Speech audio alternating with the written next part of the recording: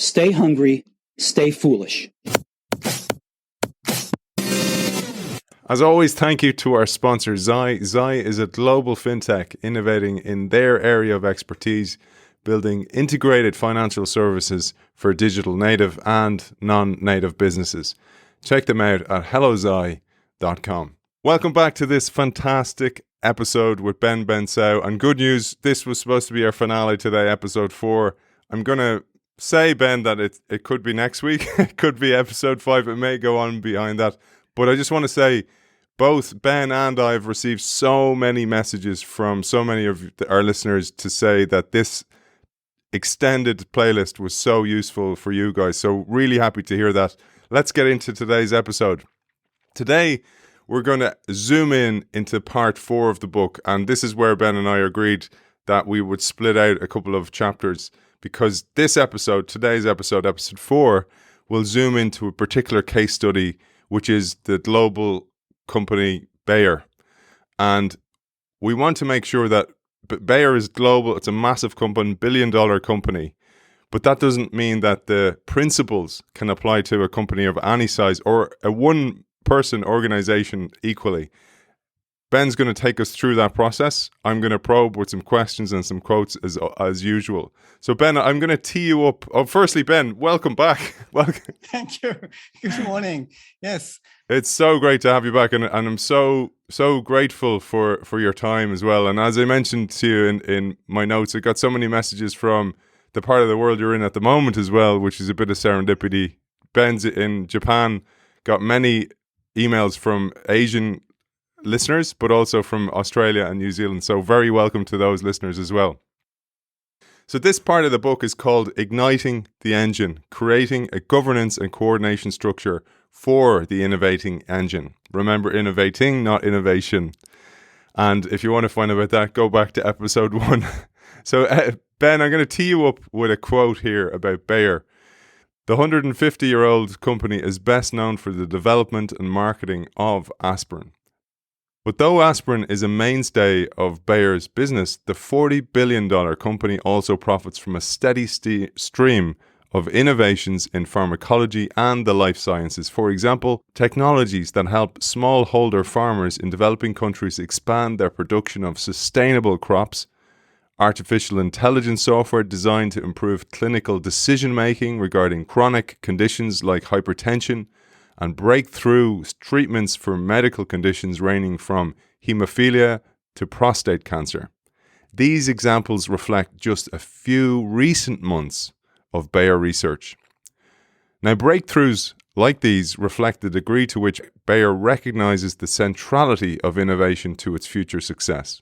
The company operates according to a mantra that was explained to Ben by a Dr. Henning Trill, one of Bayer's innovating leaders and head of corporate innovation, who said, "When running a sustainable business, innovation and marketing are critical. They cannot be outsourced and they can't be delegated to others. Even though innovation calls for cooperation and partnership with outside stakeholders, such as business partners, academic research organizations, biotech companies, medical institutions, and many kinds of customers, the innovating process itself must be driven from within, because otherwise the company runs the risk of losing control of its destiny." That's a little excerpt from the book that tees up Ben nicely to take us through the Bayer case. And we're going to start from the grassroots and build all the way up to the board. Over to you, Ben. Let me make a few comments for context here. You mentioned this, we're reaching now part 4, and part 4 is in the book is really dedicated to explaining how you can create the innovating engine. I mean, there are many examples of how people behave when they switch from the execution mindset to the innovating mindset. There's all sorts of motivations and examples about it, but always people wonder, how do we make it happen? So part 4 is dedicated to that. It is trying to explain that just the same way that the execution engine has a structure, is driven by underlying processes, and has a distinctive culture, the innovating engine also needs to have a structure. some concrete organization where people can relate to. As I said before, this is creating a specific concrete space with people who have specific roles and tasks and responsibilities. We talked about the underlying processes, creation, integration, and reframing. And we talked also about the culture and how you change norms. So I think first, chapter 4, part 4 is really about the mechanics. How do you make it happen concretely in physical terms? And we can use Bayer, we can use other examples to explain that. The other thing I'd like to pinpoint from your choice of the example, I mean, we could have chosen other examples featured in the books, but I like you choosing Bayer because it is also reflective of what the book is about. Bayer is a 150 years old company in an industry that is not necessarily kind of featured all the time for innovation. And yet they have been able to reboost, to re-energize their innovation capability. And what I like about the quote from Henning Trill, is that he recognizes, and this is very important, and this is somewhat at the foundation of the book, is that innovation, or I would say innovating capabilities, the innovating engine, is a core competency. If I were to be facetious, I would say innovation you can buy. You can buy a patent, you can buy a discovery, you can buy innovation, but the capability, the core competency to be able to innovate as an organization is something that is very unique. It's very difficult to imitate. And that's what the book is about. It's really about innovating and building this innovating capability that nobody can copy from you. Or this is what in strategy we call a core competency. Now, the question is really that you have here a company, 150-year-old company, that has a long history of scientific achievements and R&D, inventions. I mean, you mentioned aspirin, but I mean, they have a brilliant team of scientists and R&D specialists. And yet in 2014, this is where we may talk also about Monica Lessel, who runs their innovation initiatives and innovation at Bayer, explained that this is really in 2014 where they realized that they had more than 100,000 employees in the company, and these people were wanting to contribute to innovation and didn't know how. And this is when, in 2014, again, this is quite recent, Bayer decided to build what I call an innovating engine, a concrete space where everybody can innovate. One crucial piece of the answer related to Bayer's corporate structure, Ben, and you mentioned this before, and it has come up on the show several times. Like, there's the mindset piece, there's the hearts and minds, but then there's actually structure. So you need humanics, the people, the change of how they think, how they spot opportunities, how they spot threats. But then you also need the correct structure for them, both the structure for them to communicate, the board being involved, the CEO, the leadership being involved, grassroots being involved, middle management especially being involved, but also how people communicate ideas and spot ideas and threats throughout the organization. And you say Bayer is a huge company with employees in 3 major business divisions: pharmaceuticals, consumer health, and crop science, scattered across 36 country groups around the world. Now, again, I want to emphasize this is a massive global company, $40 billion company, but that doesn't mean the same thing doesn't apply to a smaller company, because even in a small company, a one-room or a non-room organization, the communication often is stifled and there's no means with which to share ideas. And Ben says, inevitably, such a company as Bayer must be organized along hierarchical lines, with the bureaucratic systems and procedures needed to maintain control and strategic focus while engaging in hundreds of thousands of separate activities. Yet, bureaucracy can easily become a deadening influence that stifles innovation. Ben, maybe you'll unpack this, because this is a core aspect that's often overlooked with innovation initiatives. Right. This is really at the core of what the book is trying to say. Is that it is basically featuring a lot of companies that come from a tradition and a management style, a management structure that was defined by the execution system, and the execution engine naturally is very much about control. As you said, it's no surprise that many companies have an execution system based on a tight hierarchy, sophisticated control systems, very often siloed. But innovation, for innovating, you need to operate. It's less about control. It is more about collaboration. It's more about communication. It is more about horizontal structures that are focused on the customer.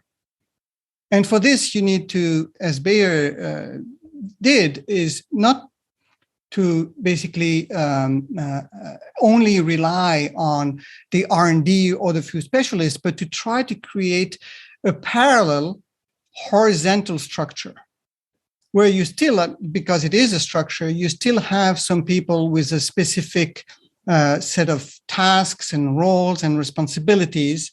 You have the process we talked about, and it creates some sort of a culture, a distinctive culture. So in the case of Bayer, they created this parallel structure, which is something that is functioning in parallel to your execution system. So if you remember, we said that every employee within the company has a role to play in execution. Usually people may be spending 95% of their time in execution, but to build an organization that can innovate, you need to make sure that everybody spends on a regular basis some time in the innovation mode, engaged in some innovating activities. So first, what the book is saying is that every employee, the worker at the call center, the person on the factory floor, the receptionist, spend time in both engines. And they, thanks to their middle manager, they have some protected time where they can switch from one mindset to the other mindset. They are supported in this effort by some training and sometimes some dedicated space where they could do this. And we can talk about what Bayer did in this area. And then these people, so everybody can spend time in both. But you need a special set of people who are creating, curating, managing, if you will, the innovating engine. So these people have a special role. And the way I describe it, looking at all the cases, Bayer, but also other companies that are featured in the book, they have some points in common. And what out of all of these examples, what I have identified as critical roles, one is to have what I refer to as an I committee. You need to have I coaches. I meaning innovation. You need to have innovation committees. You need to have innovation coaches, and you need to have local innovating coordinators. These are three separate roles that can be filled, that need to be filled by individuals. Now, some people fill these roles 100% of their time. Some others do this on top or in addition, or let's say as part of their job is maybe 20-30% innovation task, and the rest is execution. But this is what I call the I team. This is the governance structure, concrete physical governance structure of the innovating engine. These people, you could imagine, they would have like a second business card, one that says what is their role in the execution engine, and second, what is this special, legitimized, formalized role in the innovating engine.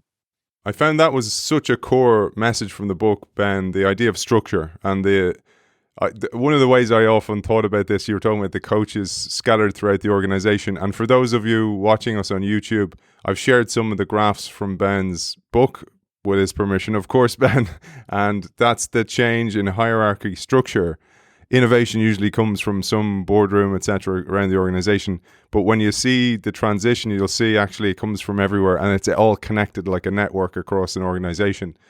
But furthermore, I felt that the idea of, I call it reverse vampires, Ben, except positive vampires. So these people across the organization who'll bite the neck of somebody else and change them, change their DNA back to the cover of Ben's book as a strand of DNA, change the DNA of those people, and then gradually the entire organization becomes the same.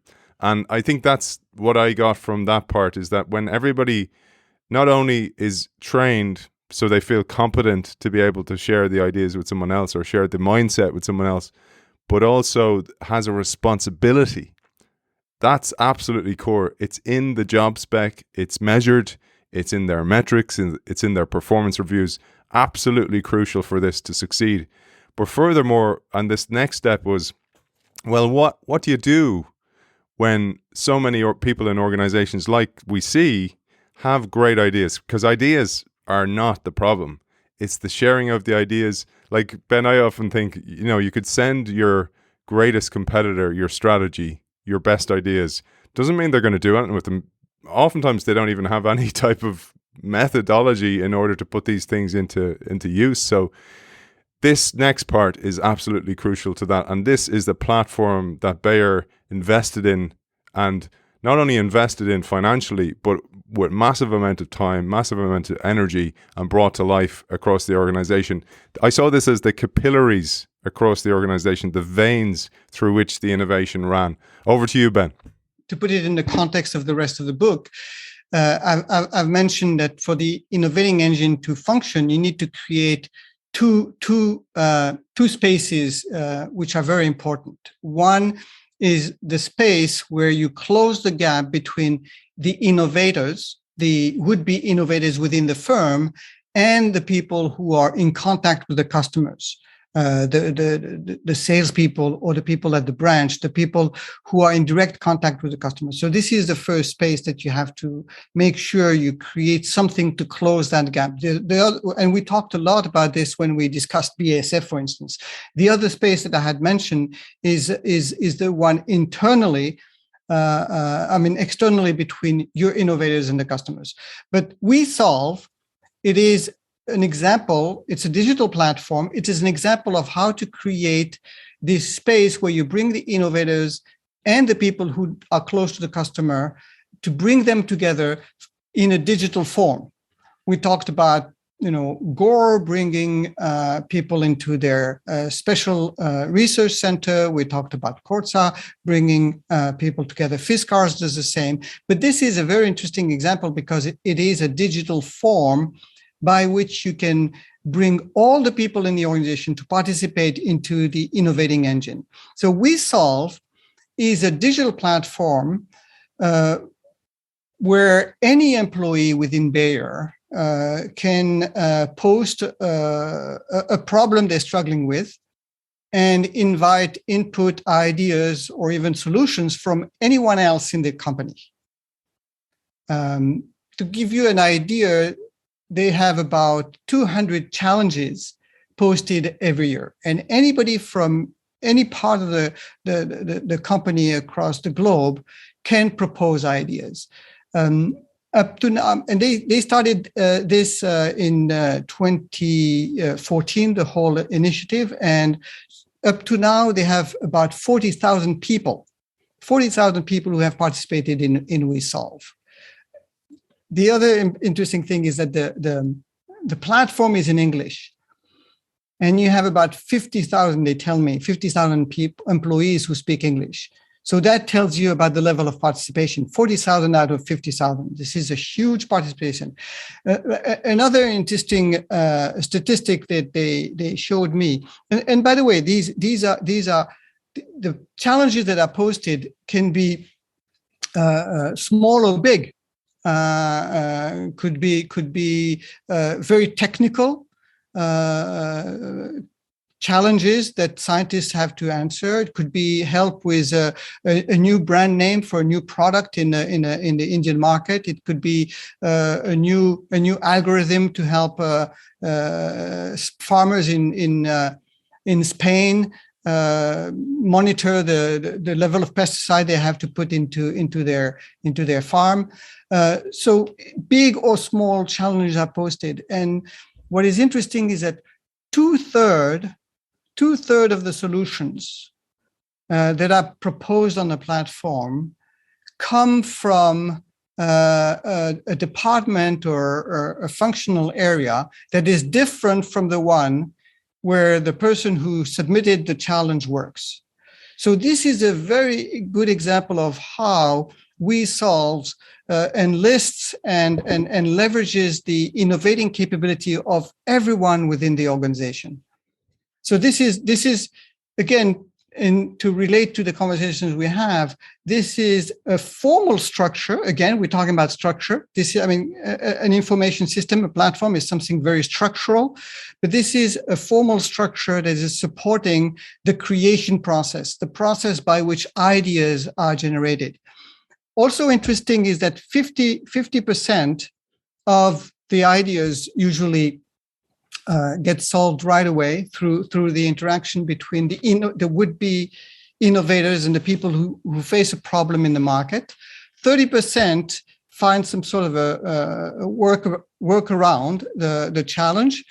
And then sometimes you have like fantastic ideas that could become a business. And then we might talk about this later. It goes into a special program, which is called Catalyst. I absolutely love the final point you made there, Ben, about the ideas coming from a different department. And that's one of the great tragedies I see about the structure being the archaic structure, the one that we showed a few moments ago.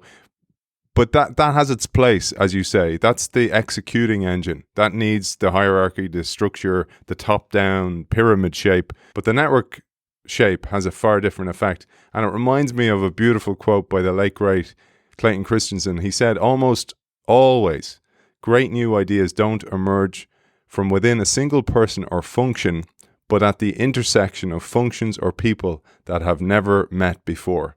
And I thought, well, that's exactly what WeSolve is and what WeSolve does. It's bringing people together. It's neurodiversity.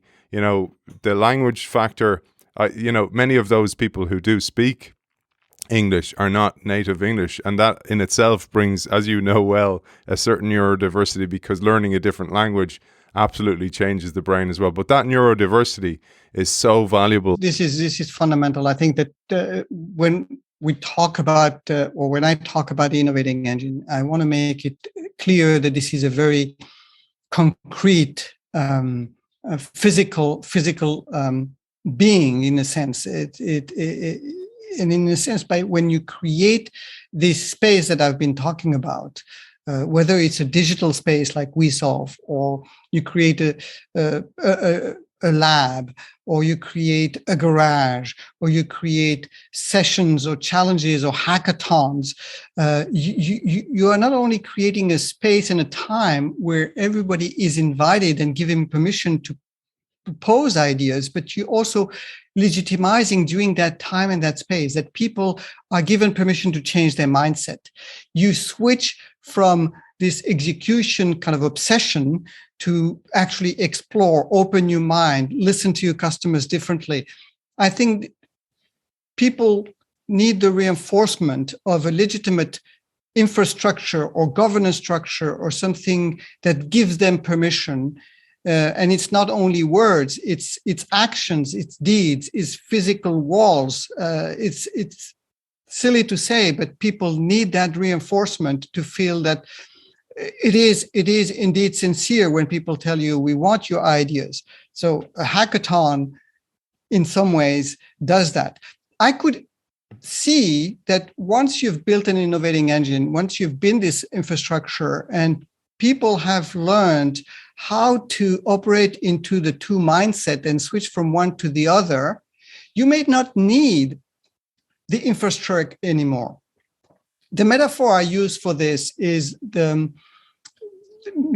I had 3 boys, and I'm the one who taught them how to bicycle.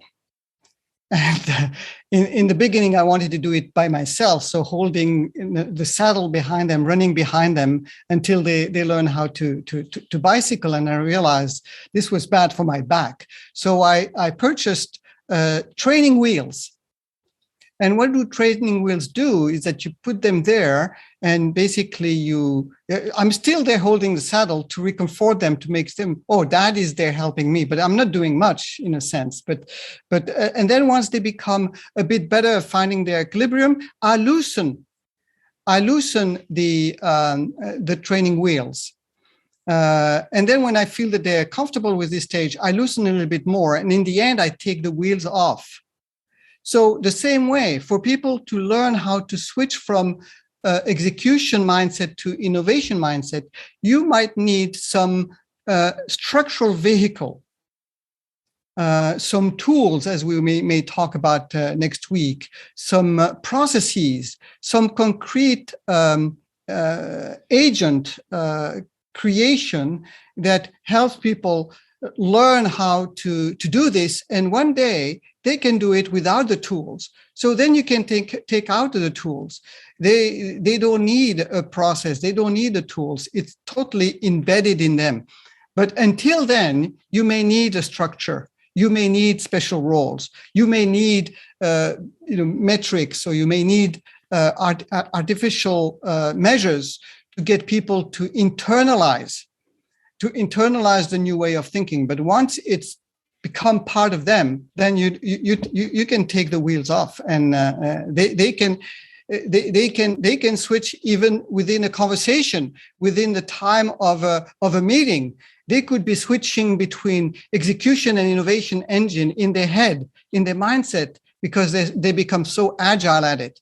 Now, I think that many years of operating solely in the execution engine makes it difficult for people to learn that. But I think over time, people might get to that level of agility of switching from one to the other without nobody telling them anything. I'm a lover of metaphors, so I love that one. And I was actually feeling a little bit of guilt. My own experience of my oldest teaching him to cycle a bike started off that way, and then they have these bars now, Ben, so they're like handles.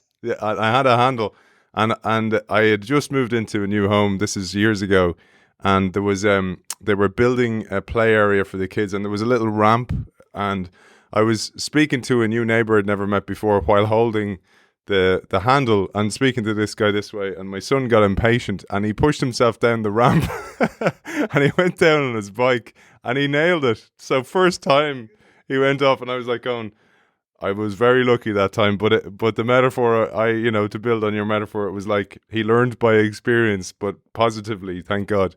But to bring it back to a problem, because I want to make sure for those listeners out there who have tried this and failed, because I've seen this many times. I've experienced it where there's a call for ideas and it's a ghost town. Nobody comes forward, or those type of people who are always up for the challenge. They will come forward, the early adopters, the top of the diffusion of innovation charts, the 2.5%, the innovators.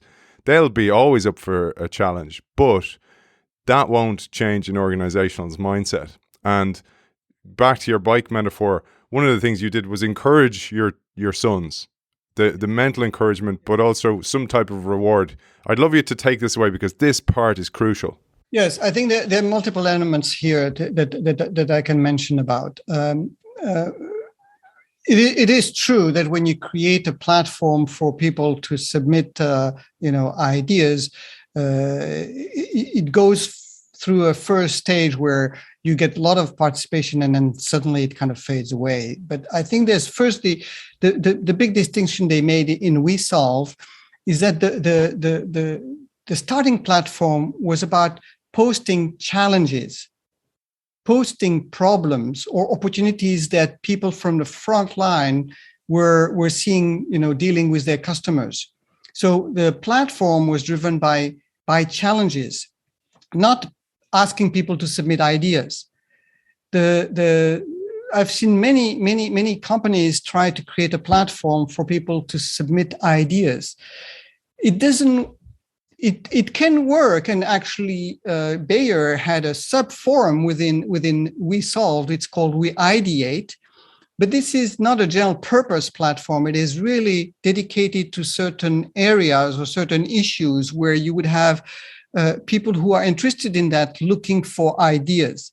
But if you submit a challenge, as you said, quoting Christensen, anybody in the organization is attracted by a challenge, wants to solve a challenge. There's something enticing about helping solve a challenge.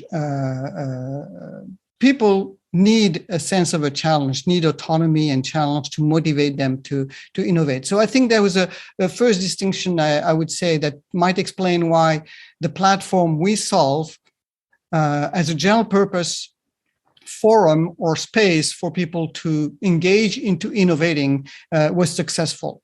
That doesn't preclude the fact that they had specialized platforms, different specialized platforms for people to submit ideas. But this is a very limited population, very targeted population. Another thing also which I discovered, which Bayer did, but I saw it also happen in other companies. For instance, Allianz was a good example for that, where they also allowed anybody to submit ideas. And the challenge is that same thing. I remember talking to people in the IT group. They had a spike in people submitting ideas for the first few months, and then it started to really fade away. What they discovered is that people submit an idea and they don't hear anything. They submit another idea, nothing happens. And after the third one, they say, well, nobody cares really about my ideas. And then people kind of stop. So what they did, and Bayer does the same thing, is that once you submit ideas, they had local coordinators. Allianz had set local coordinators who would monitor that and give people feedback on the ideas within 15 days.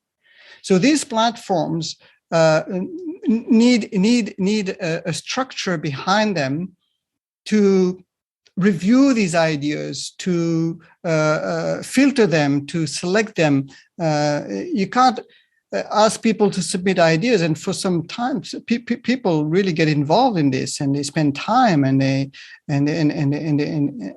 think through it. So if they don't feel that they are recognized for it, that they even acknowledged for it, that they get some feedback, then they will stop doing it. I think this is a very important component. And the way that Bayer supports that is that the board member who was actually the one who started to be responsible in 2014 for innovation or innovating in my language at Bayer, Kamel Malik, what he created is that he would create a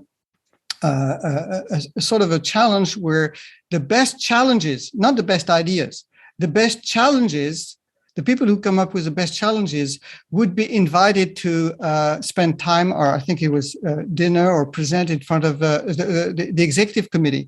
And I think that is not only creating a sense of challenge, but recognizing people, and people who submit the best challenge, not necessarily the best idea, were being recognized and acknowledged by the executive committee. And I think this is something very motivating for people submitting the challenge, but also for the middle managers when they see their people being selected because they submitted a good challenge.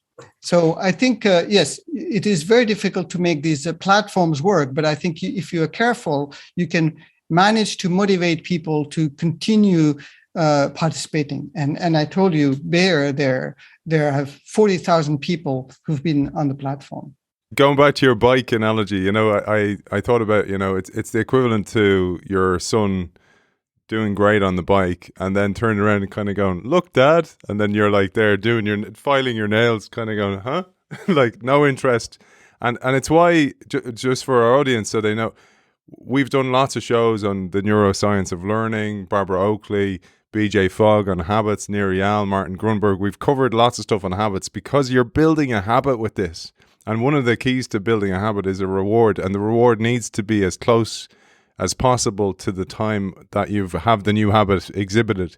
And I wanted to bring it a step further because I'm not going to take my shirt off, but I have the scar tissue here of the platform, Ben, where my manager at the time when I was head of innovation asked me to run a hackathon, which was great. I was like, thank God, yes, I have investment, etc. And then showed no interest or didn't even show up at the hackathon, right? And so there was no leadership oversight. And then worse still was there was nobody coming back to the ideas. So I did that. I came back to all the different ideas and there were some fantastic ideas there. But then even worse, further upstream, nothing was done with the ideas. So I left that organization, but there was a promise of a fund that was available to bring some of those best ideas to life. It never happened. And of course, the whole thing collapsed. But Bayer didn't do that. Bayer, as you said, from a board level, there was a reward, which was the board member showing interest and then creating this forum of congratulations and energy, pouring energy into the thing. But I love the further investment here by Bayer. And you say here, when one posts on the WeSolve forum, fast sessions are then led by iCoaches and other innovating activities surface a really big idea with the potential to generate major benefits for Bayer and its customers. Another innovating system springs to life at this stage. This is Bayer's Catalyst Fund, a corporate entrepreneurship program that shepherds such highly promising ideas through a funding and developmental process. And I've also heard about this, and I want to give a shout out to a regular listener of the show. She was former MD of Bayer Ireland and regular listener to the show. She's now head of oncology for EMEA for Bayer, Itziar Kanamasis. And she mentioned the importance of this Catalyst Fund and how it brings these ideas to life. You mentioned Catalyst Fund earlier on, but this is absolutely crucial to show recognition, but also to even do things with those ideas, because we mentioned this before. The ideas is only the beginning. Absolutely, Aidan. I think that the important thing is to, as I said earlier, for the creation process to motivate people to participate into innovating, give them permission, give them a space where they can actually physically participate like WeSolve. Something very important to keep their motivation and keep them engaged is that they see, first, when you were talking about people getting where do the ideas go, it's important that people get feedback, because not all ideas will be fantastic. So even if an idea is not very good or needs improvement, people want to have feedback. They want to be acknowledged that they submitted the idea. This is good. You remember the Japanese thank you. Iwashita-san saying thank you. So this is a way to say thank you. So you submit an idea, even if it's on a digital platform, a local coordinator will acknowledge your idea, might say, well, the idea is through the process, but even acknowledging that motivates people. That's what we call acknowledgement. Not all ideas will be good ideas. This is where as I said, 50% of the ideas that go through WeSolve actually, the 50% of the challenges that go through WeSolve get resolved immediately. 30% don't. But out of all these challenges, sometimes some fantastic ideas come out. And it is very important that these ideas get a special treatment, get immediately put into a process, some sort of a stage gate process, where in the case of Bayer, they get submitted either by the coordinator, the local coordinator, reviewing all the ideas, or by one of the coaches. We'll talk probably about the coaches as well. They get submitted to this Catalyst Fund, which is a process by which once an idea is recognized as very promising, it gets dedicated to a special team with a lean startup coach, and it's put through a special track to be tested, prototyped, and if it is successful, moved immediately into the execution engine. So I think that the Catalyst Fund, started in 2017, and they had initially, 20 kind of substantive ideas that were funded, and 5 of them already by 2020 became new businesses within Bayer. So this is some sort of the link between the we solve, generating lots of ideas. Some people might argue are improvements, but you don't know until you implement them. So some of these ideas become improvements to existing processes, products, and out of this, we said 200 challenges, some of them translate into ideas that go into catalyst and become new businesses for the company. So now who is, coming back to the structure, who is taking care of that? So we said, and I said, that for the innovating engine, you needed the 3 processes: creation, integration, and reframing. So you can see how we solve is helping the front line generate the ideas, and this structural new role called the I coordinators or the innovation coordinators are the ones that are getting the ideas into the process. And the next process is integration. And the integration is really the important role for the integration process is middle managers. And I should tell you, Aidan, that one of the surprises I've had doing this work is the importance of middle managers. And how much they have been overlooked when we talk about innovation. I realized that innovation would not happen without them. And this is where Bayer did a really fantastic thing. They created this formidable support structure for middle managers. You see, what I've experienced is that when you talk to senior level people, they are totally clear about the necessity, the imperative for innovation. I mean, they're the ones who are thinking about the strategy of the future. They're facing this, quickly changing and predictable, highly competitive, highly changing environment. So innovation is an imperative for them.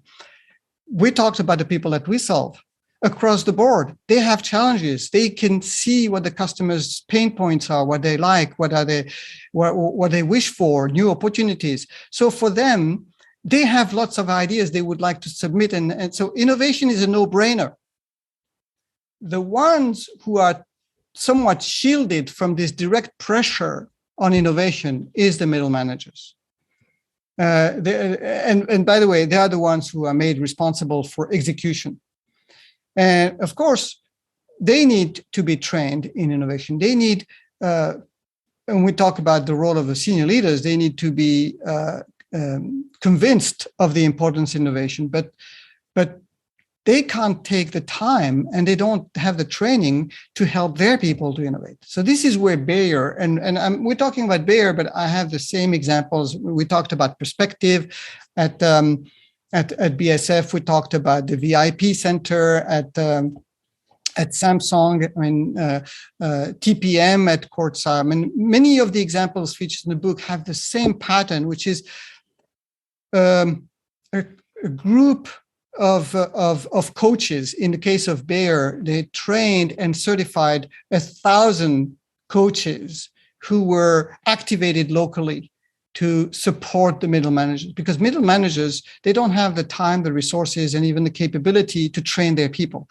But if there's a central resource that can come on call to help their team, if somebody has an idea, individual innovator or a team within their company, within their unit, has an idea they want to work on, and they can call a coach to come and support that, to help them through the whole process until it is submitted into the funnel, the stage gate process, then they feel motivated to build this innovating capability. So I think middle managers are in an interesting way the unsung heroes of innovation, and without them nothing would happen. And it is important to create a support structure, which in my structural scheme there is what I refer to as the I coaches. I think it's such an important point, Ben, for many reasons. Like if you think about the life cycle of an employee, somebody's a killer employee, perhaps a brilliant salesperson, they get promoted to a management position. The Peter principle kicks in, where actually they're not very good managers, but mainly because they've never been coached on how to manage. So there's no training in position for them. So they don't do very well. In time, they become disgruntled, but they stay and they actually create a problem. And then from a leadership or boardroom level, you're looking down kind of going, oh, our middle managements aren't performing. They're a problem in the organization. You're kind of going, well, that's because there's been no investment in them.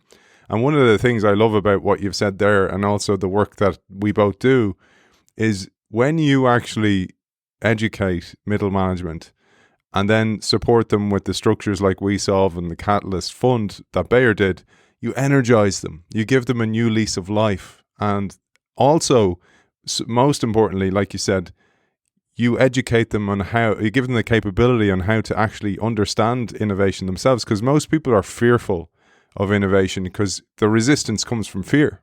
And I think that's why, I'm so grateful to you for investing extra time in this series, because the series really brings the concepts to life. And next day we'll focus into the concepts when we focus on chapter 10.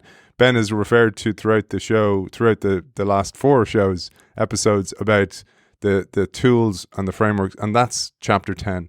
Now, I have to say, we'll do our best to bring them to life in the next hour and the next episode. But I do highly recommend the book, because the book has both the scar tissue of experience that Ben has had, multiple interviews, and the tools to bring all these things to life, the structures, etc. One last bit, Ben, I thought we'd focus on, and you alluded to it earlier on, which was the board level responsibility. And that's absolutely essential. But more importantly than that, it's the constant spotlight shone on innovation that actually will change the culture. It's just like changing behavior in anything, on a child, in a rehabilitation center. Shine the light on the behavior you want, reward it, recognize it, etc. And eventually the changes will come. Perhaps we'll say a final word on that. And then I have a final quote that I pulled from the Bayer case that I'd like to finish on, and then hand to you to close today's show. Again, we coming back to the model and the structure.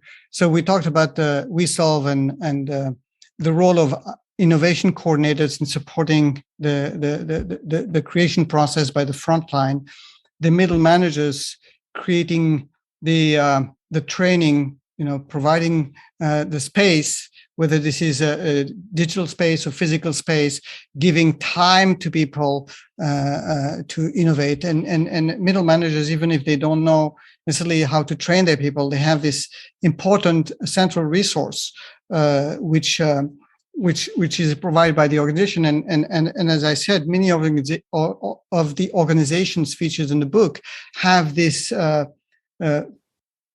unit, which is 100% people are training. These are innovation trainers. So this unit, once it has trained enough people who are then in the businesses, can morph into something else. In some cases, it morphs into an internal consulting. It is part of HR, where now a lot of the tools that we will talk about, a lot of the frameworks are embedded in the training that any employee gets when they join the company.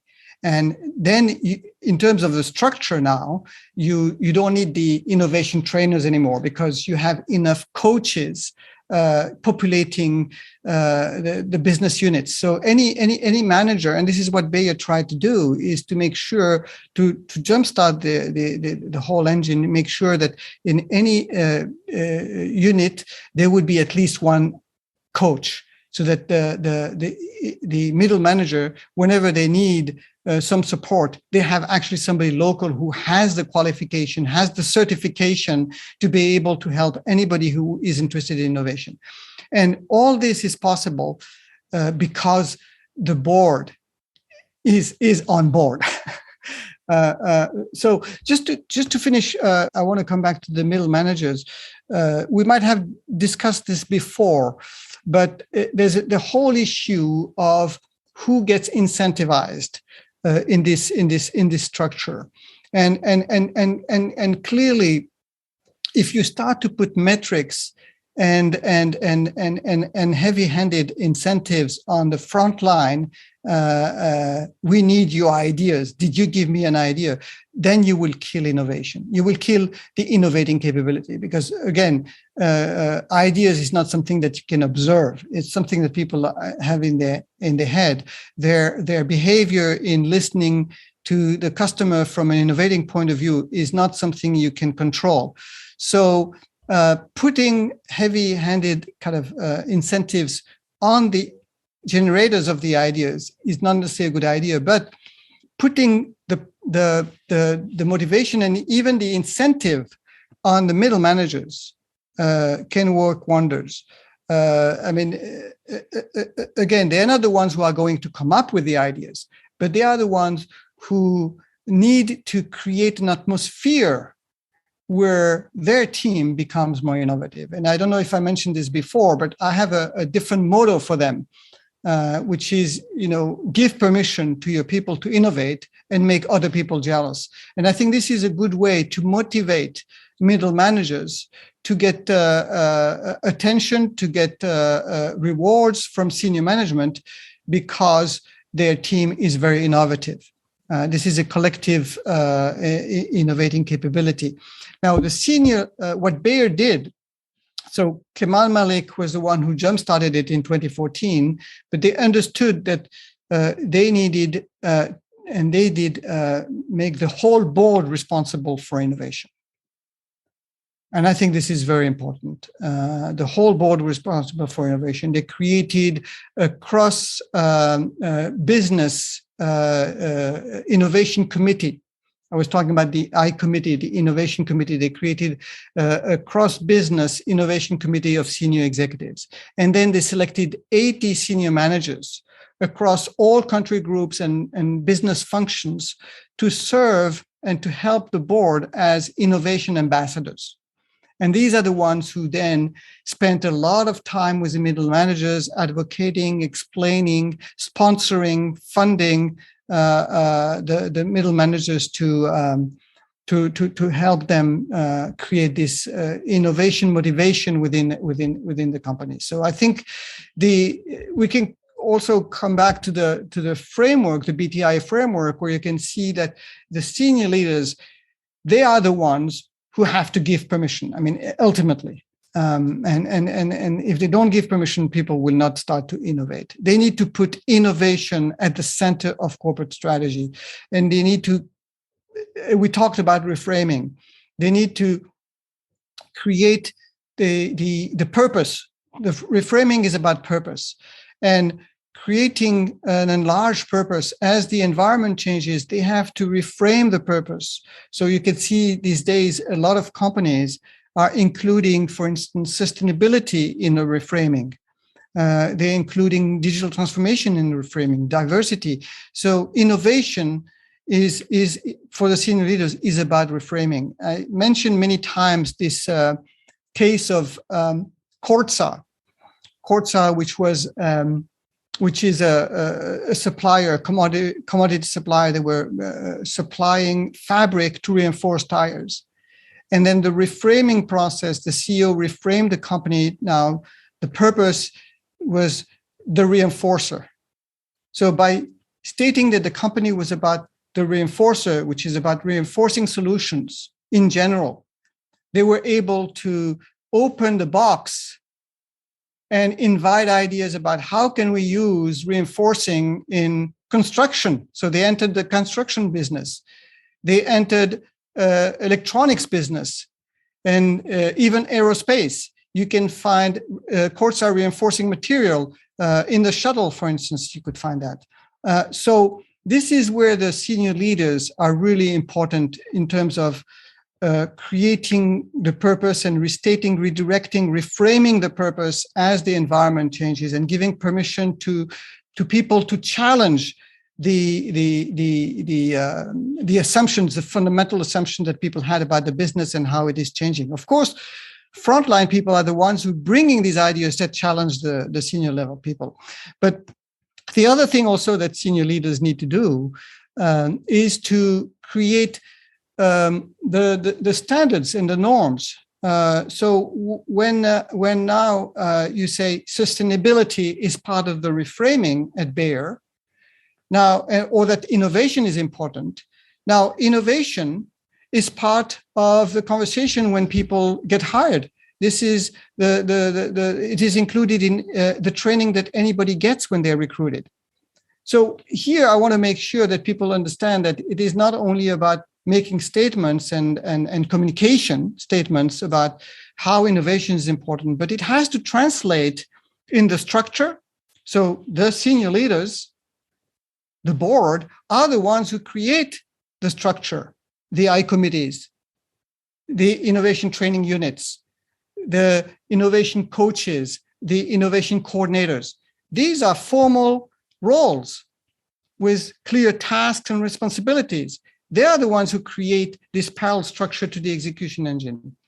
But they are also the ones who embed in the new recruiting and training and evaluating process. Innovation is part of it. People join Bayer, they get trained in innovation systematically. Now sustainability is important. So now any innovation project is assessed in light of this new standard, this new measure, this new criteria, which is sustainability. I think this is how senior managers are very critical to build and nurture this innovating engine. I think that's why you hear the cliche, it needs to come from the top. That's what that means. This is what it means. The Bayer massive investment, training across the entire organization, and as you say, a creation of a jealousy for those who succeed and those who are rewarded and recognized is so essential. And one of the joys, you know what this is like, Ben, when you it's like for any of those people out there who were like this, maybe as children, who were at a level in their class where they probably could have gone up a class and they were bored in the class and they become disgruntled, etc., or maybe start looking out the window and get in behavioral problems, or else in adult life the same thing happens. You're like, I don't have anything in common with a group of people. I can't speak at the same level as them. As an innovation consultant, when you speak to an organization and they know what you're talking about, and it means you can up at a level. So it's a competitive advantage to be able to talk at a higher level where they understand, because you don't have to start with the grassroots, etc. Yes, that needs to be done if you don't have it there. But if you've done the work, you're going to be ahead of your competitors. It's a huge advantage. I have a final quote, Ben, I thought I'd finish on, and then I'll hand to you to close today's show on Bayer and maybe your final thoughts and maybe a teaser for next week's episode. Very short final quote from me. You said in the book, perhaps the most important takeaway from the Bayer story is the way a giant multinational corporation with a rich history of achievement has been able to generate a new vibrant culture of innovation by building an innovating engine in parallel to its highly efficient execution engine, and then by finding ways to engage the majority of its workforce in keeping both engines humming. I absolutely love that, because that is ultimately the goal. Over to you, Ben, to close today's show. And once again, always a pleasure, my friend. Thank you.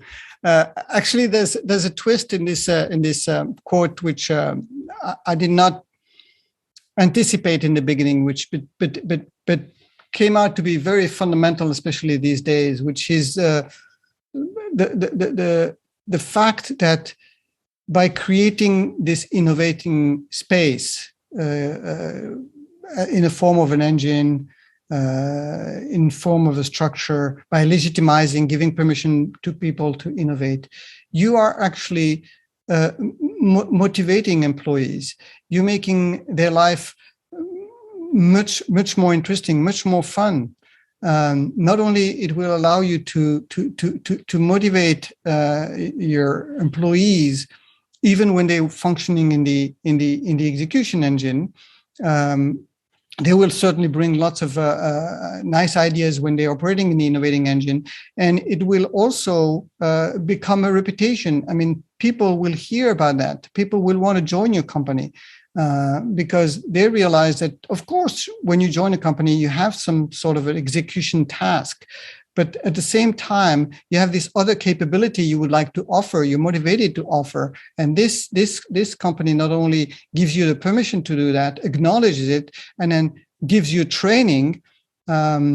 So you motivate people to stay in your company, to have fun working with you, but also attract some of the nice talent that is out there. Who we know now, the new generation, they want to be more involved in shaping the future of their workplace. They want to be involved with companies that have a sense of meaning. So I think this is all adds to attracting the best talent. Beautiful. It's always a pleasure. Author of Built to Innovate, Essential Practices to Wire Innovation into Your Company's DNA, Ben Bensaou, thank you for joining us.